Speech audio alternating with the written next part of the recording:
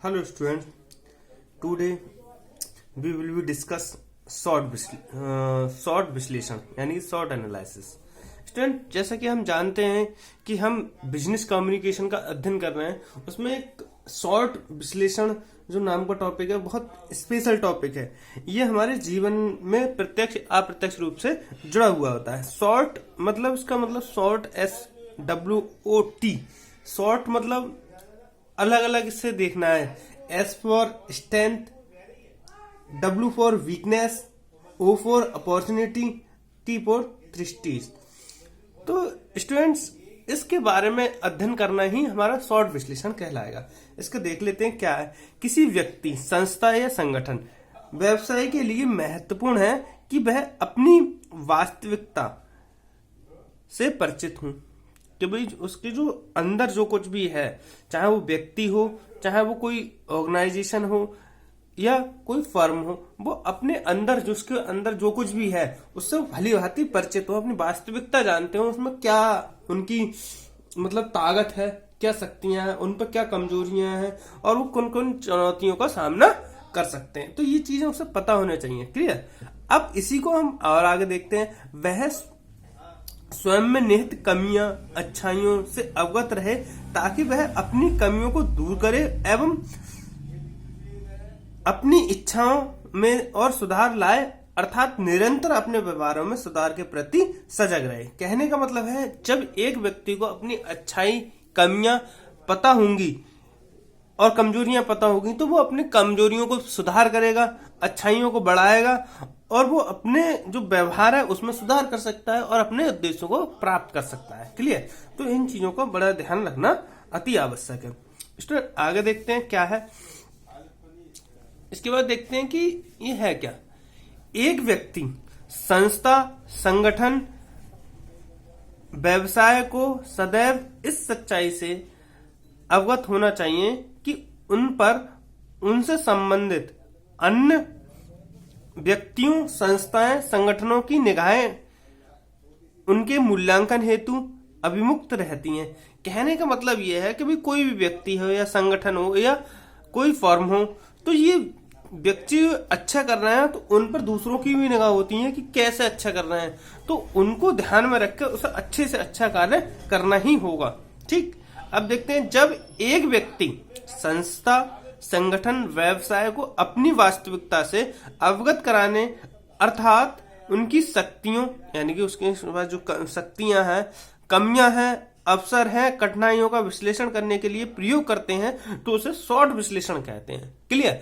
तो मैंने इसे शॉर्ट को अपने स्ट्रेंथ में लिखा है। भाई ये क्या है? S for strength. स्ट्रेंथ मतलब हमारी क्या शक्तियां हैं। क्लियर। हमारे पास जो शक्तियां हैं वो क्या क्या हैं। उसके बाद हम देखते हैं वीकनेस, दुर्बलता। क्लियर। भाई दुर्बलता क्या है? भाई जो चाहे वो व्यक्ति हो या फिर कहा जाए फर्म हो या कोई ऑर्गेनाइजेशन हो, तो उसकी दुर्बलता क्या है, वो कहां पर हार सकती है, तो उसको भी जानना अति आवश्यक है। उसके बाद आ जाती है अपॉर्चुनिटी। सबसे इंपॉर्टेंट चीज होती है अपॉर्चुनिटी मेरे हिसाब से स्ट्रेंथ में। भाई अधिकतर व्यक्ति अपनी स्ट्रेंथ और वीकनेस पर तो कभी कभी जानकारी रख सकते हैं, परंतु मैंने ये अक्सर देखा है कि व्यक्ति अपनी अपॉर्चुनिटी को नहीं पहचान पाता है। क्या चीज मेरे लिए अपॉर्चुनिटी हो सकती है, क्या मौके हो और क्या मौके नहीं है। जिंदगी में हर व्यक्ति के पास मौका आता है, अगर वो मौके को भुना लेता है तो वह सक्सेस हो जाता है अपने जीवन में, और अगर वो अपने मौके को नहीं भुना पाता है, अपनी अपॉर्चुनिटी को नहीं पहचान पाता है, तो वो अक्सर अनसक्सेस रहते हैं। तो अपॉर्चुनिटी को पहचानना सबसे बड़ी पावर है। इसके बाद है थ्रीट्स। थ्रीट्स मतलब कठिनाइयां, कि भाई हमने अपॉर्चुनिटी तो पहचान ली कि ये हमारा अपॉर्चुनिटी है, इससे हम आगे बढ़ सकते हैं, परंतु इन अपॉर्चुनिटी को हम क्या कर सकते हैं, सबसे इंपॉर्टेंट बात आ जाती है इसमें स्टूडेंट कि उन कठिनाइयों को कितनी आगे से हम बढ़ रहे हैं। क्लियर। अब बात करते हैं एक कंपनी की शक्तियां, दुर्बलता, अवसर को कठिनाइयों से संबंधित संपूर्ण मूल्यांकन की शॉर्ट विश्लेषण है। सही है। भाई एक कंपनी की शक्तियां, दुर्बलता, अवसर व कठिनाइयां संबंधित संपूर्ण मूल्यांकन ही शॉर्ट विश्लेषण है। आपको समझ में आ गया होगा। अब हम इनके बारे में देख लेते हैं, पॉइंट टू पॉइंट इनके बारे में अध्ययन करने का प्रयास करते हैं। क्लियर। शॉर्ट विश्लेषण के अंग। भाई जो शॉर्ट विश्लेषण है, शॉर्ट एनालिसिस है, उसके 2 मेन पार्ट्स होते हैं। जैसे एक होता है एक्सटर्नल एनवायरनमेंट और एक होता है इंटरनल एनवायरनमेंट। एक्सटर्नल एनवायरनमेंट की बात करें तो बाह्य वातावरण। बाह्य वातावरण से अभिप्राय उस वातावरण से है जो व्यवसाय में के बाहर की स्थितियां हैं। सही है। ये व्यवसाय को बाहर से प्रभावित करते हैं। बाह्य व्यवसाय को अवसर प्रदान करता है और व्यवसाय के समक्ष कठिनाइयां भी उत्पन्न होती हैं। बाहर से बहुत सारी चीजें होती हैं और अंदर से ये मुख्य चीजें 4 होती हैं कि हमारे अंदर स्ट्रेंथ क्या है, वीकनेस क्या है, अपॉर्चुनिटी क्या है और स्ट्रेंथ क्या है, क्या कठिनाइयां है। बाहर से हमारे पास ट्रांसपोर्ट है या बैंकिंग सेक्टर है या हमारे से संबंध में जो प्रतिस्पर्धा है, वो बहुत सारी चीजें होती हैं। मगर हमें आज क्या करना है, शॉर्ट विश्लेषण देखना है, आंतरिक भावनाएं देखनी है, आंतरिक एनवायरनमेंट देखना है। तो आंतरिक एनवायरनमेंट के बारे में हम देखते हैं कि भाई आंतरिक एनवायरनमेंट में हमारी 4 चीजें होती हैं। मैं बता देता हूँ, जो हमने अभी पढ़ी है शॉर्ट विश्लेषण, वही 4 चीजें होती हैं। देखो, आंतरिक वातावरण एक व्यवसाय के आंतरिक तत्वों को मिलाकर बनाया जाता है। ठीक है। इन तत्व व्यवसाय की क्षमता प्रदान करते हैं एवं व्यवसाय को दुर्बल, कमजोर भी करते हैं। क्लियर। अर्थात जिस वातावरण या में व्यवसाय क्रियाशील रहता है उसे हम 2 हिस्सों में बांटते हैं। ठीक है। अवसर व कठिनाइयां, समस्या जो बाहर से विद्यमान होती हैं, और क्षमताएं व दुर्लभताएं, निर्बलताएं जो आंतरिक से प्रभावित होती हैं। सही है। अब हम देख लेते हैं भाई क्या है शक्तियां, स्ट्रेंथ। इन अभिप्राय, इसका अभिप्राय संगठन से पूर्व में विद्यमान उन समस्त तत्वों से जिनके प्रयोग करके व्यवसाय की प्रतिष्ठा पर लाभ अर्जित करता है। भाई एक बात जान लो कि हमारे पास जो शक्तियां हैं वो हमारे पास पहले से होंगी और हम किस किस तरीके से उन्हें बढ़ा सकते हैं। तो वो जो चीजें हैं हमारे पास, जो शक्तियां हैं, उनसे हम क्या क्या प्राप्त कर सकते हैं, हम क्या क्या नया कर सकते हैं, उस चीज को हम क्या कहेंगे, स्ट्रेंथ। क्लियर। जैसे एक संगठन में अच्छी अनुसंधान सुविधा व विकास की अधिक संभावनाएं एवं व्यवसाय की क्षमता शक्ति है, उसका प्रयोग नए नए उत्पादन में विकास व नए प्रबंधों के सिद्धांतों, नियमों में की खोज के लिए किया जाता है। अर्थात एक व्यवसाय को स्वयं में विद्यमान सकारात्मक गुणों की सूची बनानी चाहिए जो उसके प्रत्यक्ष संबंध होते हैं। सकारात्मक व्यवहार से तात्पर्य कुशलता व क्षमता से है। क्लियर हो गई होगी आपको कि भाई स्ट्रेंथ जो है कि हमारे पास जो पॉजिटिव एनर्जी है उसका प्रयोग हम कहाँ कहाँ कर सकते हैं। जैसे हमारी मेन पावर कितना काम कर सकती है, हमारी मशीनें कितना काम कर सकती हैं, हम कितने अच्छा क्वालिटी दे सकते हैं, हम कितनी अच्छी क्वांटिटी दे सकते हैं, कितनी क्वांटिटी दे सकते हैं। तो ये हमारी क्षमता होती है, यानी कि कम से कम लागत में अधिक से अधिक उत्पादन करने की क्या क्षमता है हमारे पास। ठीक है। ये हमारी स्ट्रेंथ होगी। दुर्बलता क्या हो गई कि हम एक हिसाब से देखा जाए प्रतिस्पर्धा का युग है भाई, कंपटीशन हो रहा है हर जगह, परंतु हम कंपटीशन में खड़े होने लायक ही नहीं है।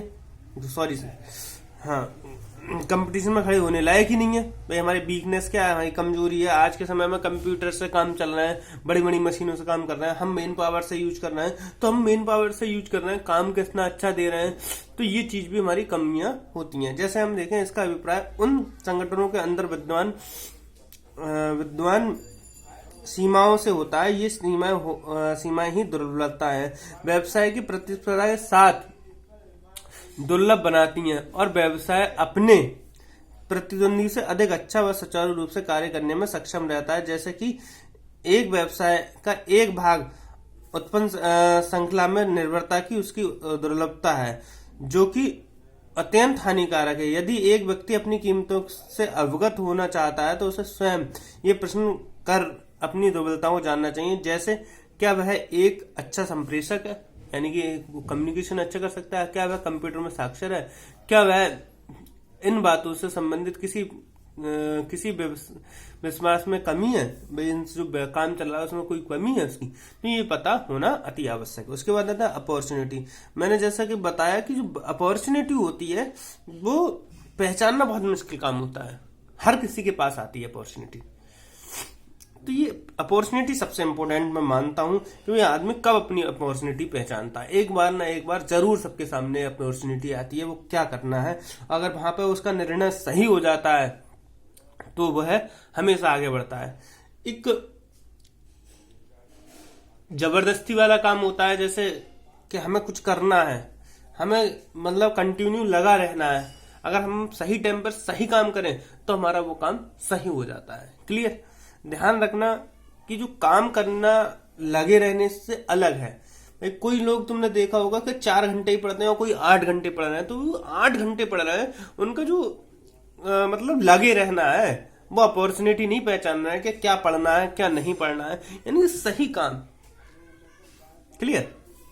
एक व्यवसाय में पर्यावरण में स्थित समस्त अनुकूल परिस्थितियां ही अवसर मौके कहलाते हैं। ये परिस्थितियां ही व्यवसाय को अपनी प्रतिद्वंदता को सामना करने व स्वयं को मजबूत करने के लिए प्रेरित करती हैं। यहाँ एक व्यक्ति या व्यवसाय ये जानना चाहती है कि क्या वह किसी अवसर का लाभ उठाने में सक्षम है, क्या अपने व्यवसाय को उत्कृष्ट प्रदान करने में सक्षम रखता है। क्लियर? उसके बाद देखते हैं हम समस्याएं। समस्याएं क्या है? एक व्यावसायिक संगठन में विद्यमान प्रतिकूल परिस्थितियां ही व्यवसाय के लिए अनुकूल समस्याएं के रूप में सामने आती हैं। ये संगठन के लिए अत्यंत हानिकारक है। यदि एक व्यक्ति संदर्भ में चर्चा करे तो यह जानना आवश्यक है कि क्या उसके कैरियर संबंधित व प्रमोशन के संदर्भ में कोई कठिनाई है। भाई हमेशा ध्यान रखो, उसके जो कठिनाई है उसे पहचानना चाहिए। इन अवस्था में उसके स्वयं के अन्य कमजोरियां नहीं समझना चाहिए, उसे समस्या समझिए, कमजोरियां नहीं समझनी चाहिए। जैसे कभी कभी इंसान काम कर रहा है और सब बार बार नहीं हो रहा है, तो वो कमजोरी नहीं है, वो समस्या है। उन्हें समस्याओं को दूर कर देगा, वो काम हो जाएगा। Thank you very much. समझ में आ गया होगा। S for strength, W for weakness और O फॉर अपॉर्चुनिटी और T for treat. Clear? Thank you very much.